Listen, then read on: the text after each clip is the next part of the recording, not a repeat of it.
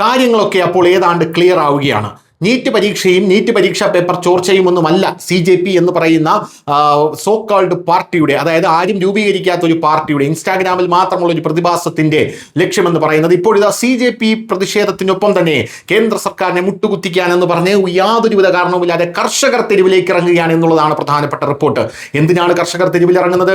കർഷകർ തെരുവിലിറങ്ങുന്നത് ഇന്ത്യയും US തമ്മിലുള്ള കരാറിനെ കുറിച്ച് ചോദിച്ചുകൊണ്ടാണ്. ആ കരാർ ഒപ്പിട്ടോ? ആ കരാർ ഇതുവരെ ഒപ്പിട്ടിട്ടില്ല. ആ കരാർ എഴുതിയോ? ആ കരാർ ഇതുവരെ എഴുതിയിട്ടില്ല.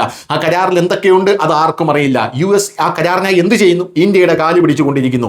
ഇന്ത്യ അത് ഒപ്പിടാൻ സമ്മതിച്ചോ? സമ്മതിച്ചിട്ടുമില്ല. പിന്നെ എന്തിന്റെ പേരിലാണ് കർഷകർ തെരുവിലേക്ക് ഇറങ്ങുന്നത് എന്നുള്ള പ്രധാനപ്പെട്ട ഒരു ചോദ്യമാണ് ഇപ്പോൾ ഉയർന്നു വരുന്നത്. ഇതൊക്കെ പ്രീ പ്ലാൻഡ് ആണെന്ന് മനസ്സിലാക്കാൻ ഒരു കൊച്ചുകുട്ടിയുടെ ബുദ്ധി പോലും വേണ്ട എന്നുള്ളതാണ് പ്രധാനപ്പെട്ട കാര്യം.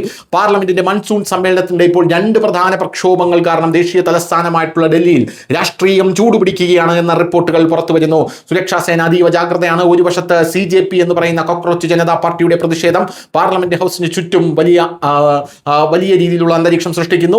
മറുവശത്ത് പഞ്ചാബിൽ നിന്നുള്ള ആയിരക്കണക്കിന് കർഷകരുടെ വാഹന വ്യൂഹം ഡൽഹിയിലേക്ക് പുറപ്പെട്ടിരിക്കുകയാണ്. പഞ്ചാബിൽ നിന്നുള്ള കർഷകർ എന്ന് പറയുമ്പോൾ നിങ്ങൾ വിചാരിക്കുന്നത് കാല് വെണ്ടുകീറിയ പാവപ്പെട്ട അപ്പൂപ്പനും അമ്മൂമ്മയും ആയിരിക്കുമാണെന്നാണോ? അല്ല, ഇത് മണ്ഡി കർഷകരാണ്. അതായത് കർഷകരെ ഊറ്റി ജീവിക്കുന്ന ഇടനിലക്കാരാണ്. പഞ്ചാബിൽ നിന്ന് രാജ്യത്തെ വളയാനായി എത്തുന്നത്, ഇപ്പോൾ ഡൽഹിയിലേക്ക് എത്തുന്നത് നല്ല കയ്യൂക്കുള്ള, നല്ല രീതിയിൽ ഗുണ്ടായുസം കാണിക്കാൻ അറിയാവുന്ന ആൾക്കാർ.